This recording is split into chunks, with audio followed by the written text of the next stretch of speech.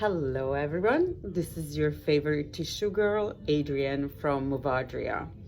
And I am going to share my own story about how tissues can be misleading, how is discomfort can be misleading. It happened to me yesterday, and I think the results of a treatment and just the whole story is just fascinating, at least to me. So maybe it will be helpful to you. So I did some upper body workout, and of course, history when we're looking into different kind of injuries or discomforts, right? It's very important, becomes crucial. So I did some shoulder workouts, and yesterday after the shoulder workout, I didn't really stretch or did any tissue mobilization or anything, right? And lately I've been going really heavy on my weights. So what happened yesterday, I had a lower body workout, which I went heavy, and I did deadlift. I did a sumo deadlift, and I was going heavy on the weights and pulling the weights, and I didn't even put anything together, like I engaged my muscles. I think my position was good, everything was good. But after my workout, when I dropped my son to school, I sat down and suddenly I had an intense pain in my chest, but it was so sudden, and I had a sharp shooting pain. And after that, pain from the front went to the back, and I had a sensation down in my arm. So I'm sitting in the classroom, and right away I was like, oh my gosh, I'm getting a heart attack, right? That's where right away we go, right?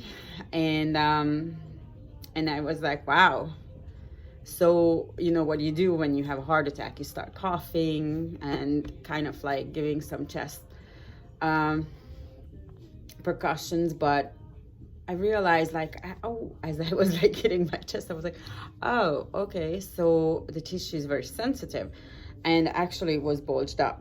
Then I started to think of my history, right? So I had an accident a few years back in 2017 when I injured my shoulder. I had a car accident, I got hit, and I landed on my head and shoulder, which actually messed up my pec minor, which actually pulled my scapula forward. So long story short, I worked it out, but that's a history. So once something happens, even if you worked it out, and I don't have a flying scapula anymore, however, my pec minor has the tendency to go into spasm and pull and overtake, right? That's just how our body is. Our body has a great memory, right? So I'm sitting there, I'm analyzing, and the funny thing is, like, our brain is like works in seconds, right? So I was like, okay, maybe I'm not having a heart attack. So as I was leaving, I was going to the gym back to do my cardio, and I put two and two together, and the thing is, like, my symptoms were so alike as a heart attack. I was like, keep questioning. But you know what? I'm a tissue girl. I'm going to give the benefit of doubt. It's a tissue problem. So this is what I did. As I was driving, I manipulated my pec minor, right? I was going all the way. So just so you to know, the pec minor is right here, my friend. That's your pec minor, right? So it's on your ribs and then goes all the way up to your shoulder, and it depresses the shoulder, brings it forward. I'm just going to use some just regular words so you understand. So it brings your shoulder a little bit forward and down, which elevates the scapula.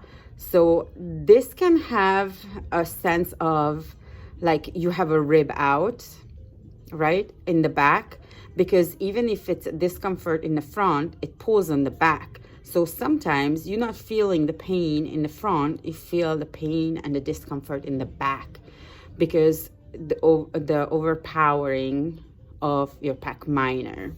So what I did was I wanted to make sure my ribs are not out of alignment. I mean, my tissues is not pulling my ribs out. So what I did, I manipulated my pec minor. I did some strokes and I did some stretching. So dynamic stretching along with some manipulation. And then I went on a foam roller and I did segmental manipulation with some breathing. So this is where, when it comes to mind, you have to be aware of your body, how the body moves and where you want to release. So I did not foam roll. I used the foam roller as an object to stabilize one segment of the spine as I was breathing and releasing and stretching the muscle. So that way I created some openings. It was fascinating. So, and when your muscles are releasing, you can hear some popping because bones can go back, right? And you don't necessarily have to crack the bones. Just release those muscles and make them feel good and be gentle because you can piss them off. But let me show you what I really did, okay? Let me show you.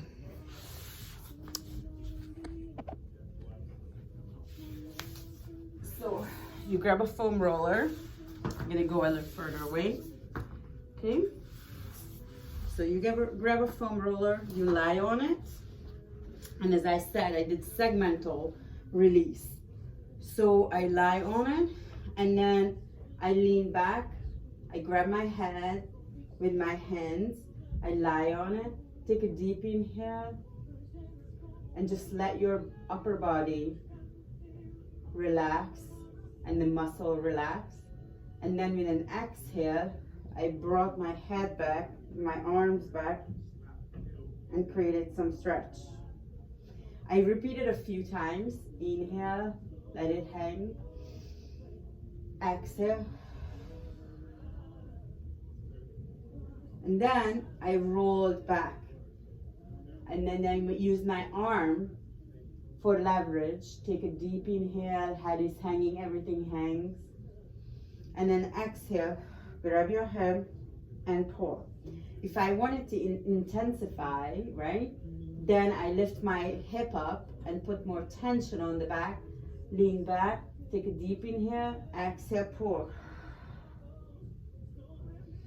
So I repeated like time to time, and I kept going up and up on the spine, right, segment by segment. And then I grabbed a tennis ball and I mobilized my pec minor. So you put it on the pec minor, lean against the pole, and then use your arm to open up and then rotate your head. So let me tell you guys, yesterday doing all these manipulation and mobilization was really tender, really tender. After the symptoms stayed, it disappeared from my arm, it dissipated, but the symptom kind of stayed, lingered around, especially as I moved. I kept feeling that discomfort, right, in the back and the front. But let me tell you, today, all I have is my pec minor is super sore and tender. However, my symptoms are gone. So listen, pay attention to your body, what it says, because symptoms can be misleading and can be frightening. But if you go a little bit deeper and you bring back the history, what have the body been experienced and what's your past, and then put 2 and 2 together and then follow down that path and then treat the tissue, treat your body, let it heal, and things will be all right.